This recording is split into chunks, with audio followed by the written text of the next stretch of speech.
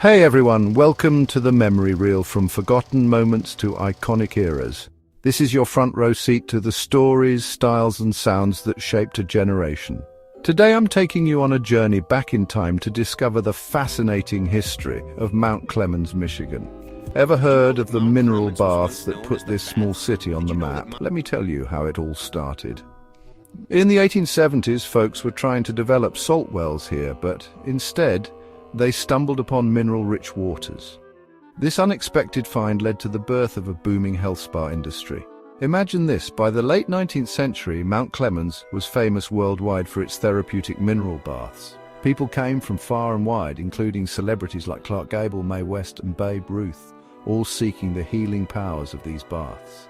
At its peak, Mount Clemens boasted 11 bathhouses and numerous hotels. The very first bathhouse, aptly named the Original, opened in 1873. The Original continued to prosper until it burned to the ground on August 23, 1883. It was promptly rebuilt and reopened on January 15, 1884. This new facility could handle 500 baths a day with its 58 tubs.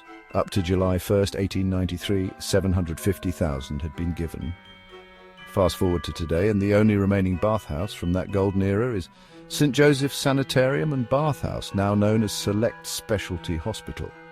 It's in danger of being demolished, but the Friends of Historic Preservation are fighting to save this piece of history. Built in 1882, the Medea became Mount Clemens' second bathhouse and was located at 19 South Gratiot, near the corner of Cass Avenue. In 1882, they established the Medea Springs, which supplied the mineral water for the bathhouse. Named after the Greek mythological sorceress Medea, who was believed to have magical powers, it was built and operated by the Mount Clemens Bath Company, whose members were William J. Daly, Charles Nims, Charles H. Parsons, Thomas Fitzgerald, and Spencer B. Russell.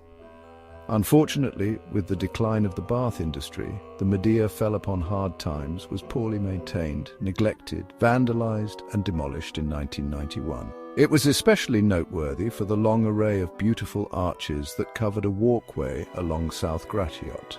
With its demise, a long-time Mount Clemens landmark and the last of the downtown bathhouses disappeared.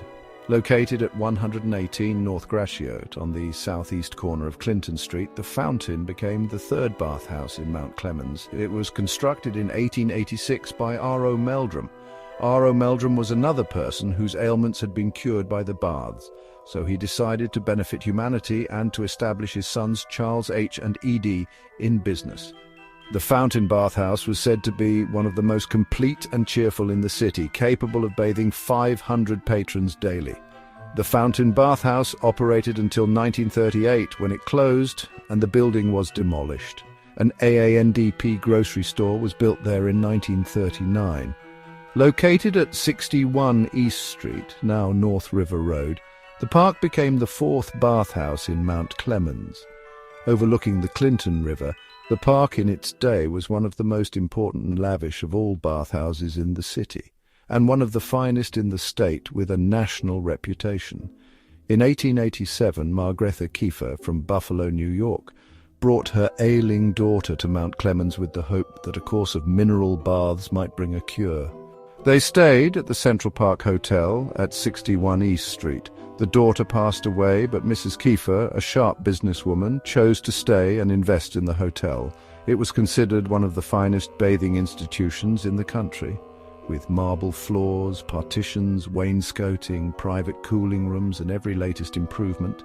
This bathhouse and hotel offered a gymnasium, bowling alley, bar and card rooms in the basement, and there was an elevator for the guests' convenience.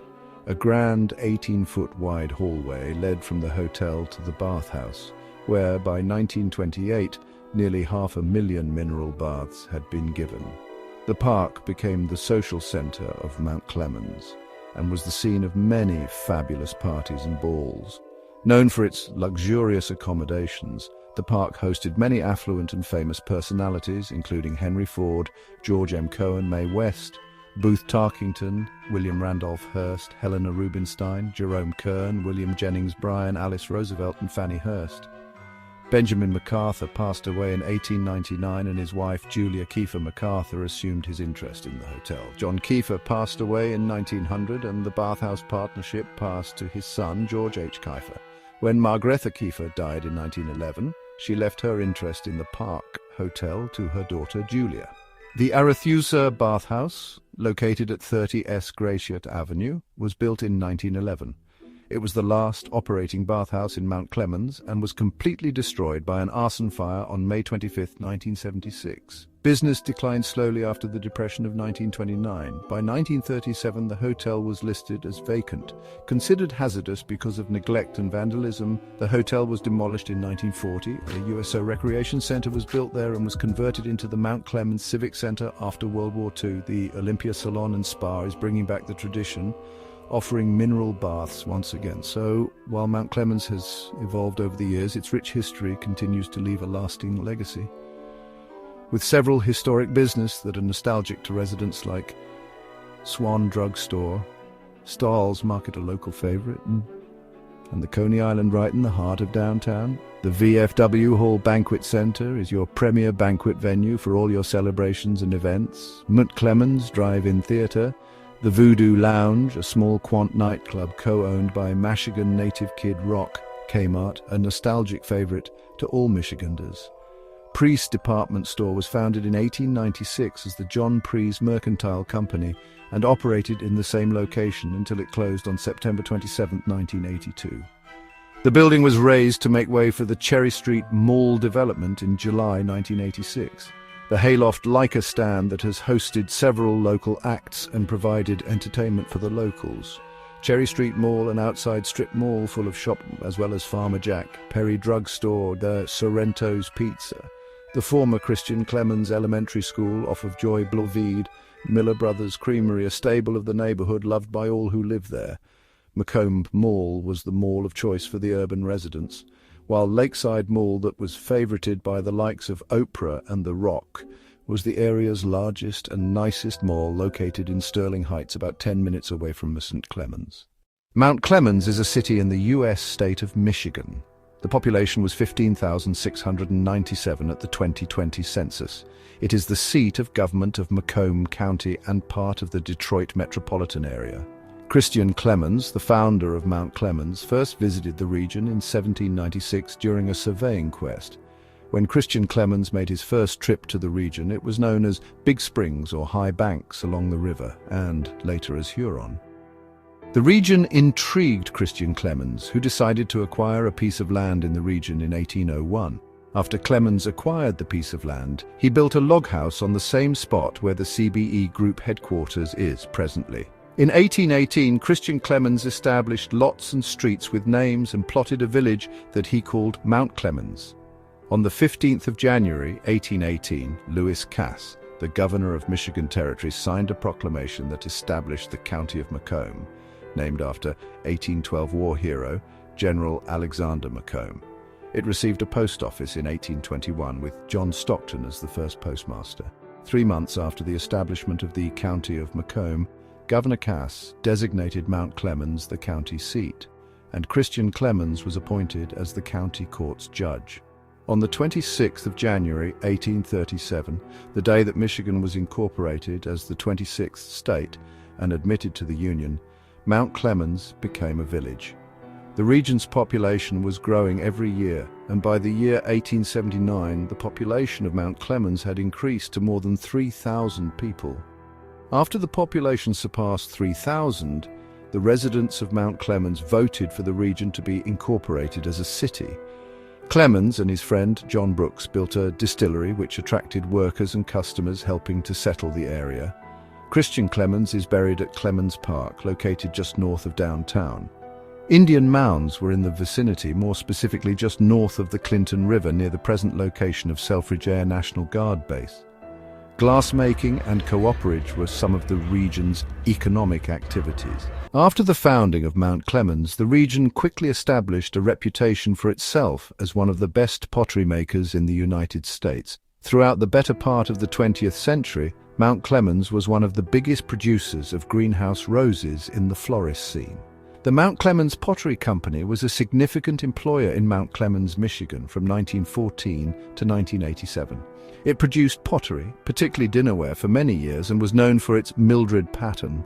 The company's history includes a legal battle with employees related to the Fair Labor Standards Act of 1938. Mount Clemens, Michigan, was once known as the rose capital of the United States, with 10 major rose growers operating over 30 acres under glass. This rose industry thrived from 1880 to approximately 20 years after World War I. The Mount Clemens Rose Gardens, owned by the Weiss family, was a significant contributor to this industry, producing over 6 million roses annually. The gardens closed in 1999. By the late 90s, both industries had left Mount Clemens. Currently, manufacturers include food products, auto parts, and model trains. The region also once hosted one of the greatest inventors in American history, Thomas Alva Edison. It was at the Grand Trunk Station that the young Edison became acquainted with telegraphy. Joshua Dickinson, builder of the Crocker House. Joshua Dickinson was born in Vermont in 1811. He came to Detroit with his parents in 1841 and a year afterward moved to Mount Clemens. In 1846, Joshua married Catherine Lee, who was the granddaughter of Judge Christian Clemens, founder of Mount Clemens. In 1852, Joshua Dickinson was elected Register of Deeds. Unfortunately, it was the same year that Joshua and Catherine lost their 4-year-old child, Harriet. Just a few years later, at the age of 27, Catherine died along with their 2- and 4-year-old children, William and George. It is assumed that they passed away due to some illness. No documents have ever been found to state what took their lives. Joshua was then left with only one surviving child, 7-year-old Catherine. Mr. Dickinson built his home in 1869 on land that was part of the original Christian Clemens private claim 141. It was located at 46 Market Street at the corner of Market and Walnut Streets. This location was platted as part of Mullet's survey in 1836 and was part of the land on which Christian Clemens, founder of Mount Clemens, built the home in which he resided until his death in 1844. Joshua Dickinson, set to building the house just 1 year before Catherine, was to marry George Martin Crocker. Catherine Lee Dickinson married George Martin Crocker September 6, 1870. A few months after he was admitted to the bar. The ceremony took place in the home of her grandfather, Dr. George Lee. George and Catherine moved into the new, beautiful Italianate home with Joshua Dickinson sometime after the 1870 census was taken. The Crocker House is now a museum. The Crocker House Museum and Gardens provides educational experiences of Mount Clemens and Macomb County history through the use of artifacts, rotating exhibits, publications, stories, and special educational programs. Our purpose is to collect and preserve our local heritage to instill an appreciation of our community's unique history. Throughout the late 20th century, the suburban expansion of metropolitan Detroit and its exurbs affected the city of Mount Clemens as well as its surrounding townships. The Anton Art Center, formerly known as the Carnegie Library, is a neoclassical building and art center. The Emerald Theater is a concert venue in Mount Clemens. Notable people from Mount Clemens include Larry Sorensen, baseball pitcher Ricky Clark, baseball pitcher proprietor Dean George Kane is an American actor. From 1993 to 1997, he played Clark Kent, Superman in the TV series Lois and Clark, The New Adventures of Superman. Kane was the host of Ripley's Believe It or Not and appeared in the sports drama series Hit the Floor. Here is a view of Senator John F. Kennedy visiting Mount Clemens during the 1960 presidential election campaign. The back of the Jewel Theater is seen in the background. For over a century, Mount Clemens, Michigan, a quaint and lovely town situated on the high banks of the Clinton River, was a world-famous destination thanks to the ancient healing properties found in its water. Just a stone's throw from Lake St. Clair, and halfway in between two Great Lakes, there's an inherent mixture of salt and other minerals found in the water. The very first commercial bathhouse opened in 1873, sparking an industry that would earn nearly $3 million annually. At its height, there was nearly a dozen bathhouses and 24 hotels in town supporting this popular industry. The likes of Clark Cable, William Randolph Hearst, and the legendary Babe Ruth himself would frequently visit Mount Clemens to bathe in the therapeutic water. While Mount Clemens always had a robust nightlife, New businesses such as Black Cat Coffee and Clementine's Pastries are bringing in a whole new crowd during the day, especially on the weekend to eat, shop and explore. It's becoming a hot spot for brunch. People are having fun taking photos with the art murals or taking videos playing the musical instrument art in the Cherry Street Mall to post on social media. Beyond adding new businesses and experiential art, the DDA created a robust year-round event calendar. This summer they brought back the Riverside and Sound concert series, as well as the Uptown Friday night concerts on the Fountain Stage. Residents packed wagons with expandable chairs and walked downtown to relish a warm summer night with music. Robust nightlife starting with the Emerald Theatre that has hosted several famous acts. Orleans Sports Bar, great places to eat such as Gus Coney Island, a local favourite, Sam Sorrento's Pizza, also a local favourite. Farm City Week and fireworks display has been one of the best displays in Macomb County. And Bath City Bistro, a fine dining experience. Cherry Street Mall is still an attraction, although renovated over the years. Clemens High School, a long-standing historic school. And its athletics department is great with the Lady Bathers volleyball and basketball team, the track team, the Battling Bathers football team, and the Battling Bathers men's basketball team, which has been impressive, further bringing excitement to this small town. This small little town has quite a history and has plans on becoming a great little city once again, with a thriving downtown area and robust dining experience and nightlife. And the Michigan Lottery Amphitheater at Freedom Hill has been hosting great concerts over the years, located in nearby Sterling Heights, an upscale suburban area. And the Santa Day Parade is a sight to see and brings the town together. And Lake St. Clair Metropark, you'll find recreational activities for every interest, whether it's bird watching, windsurfing, kiteboarding, boating.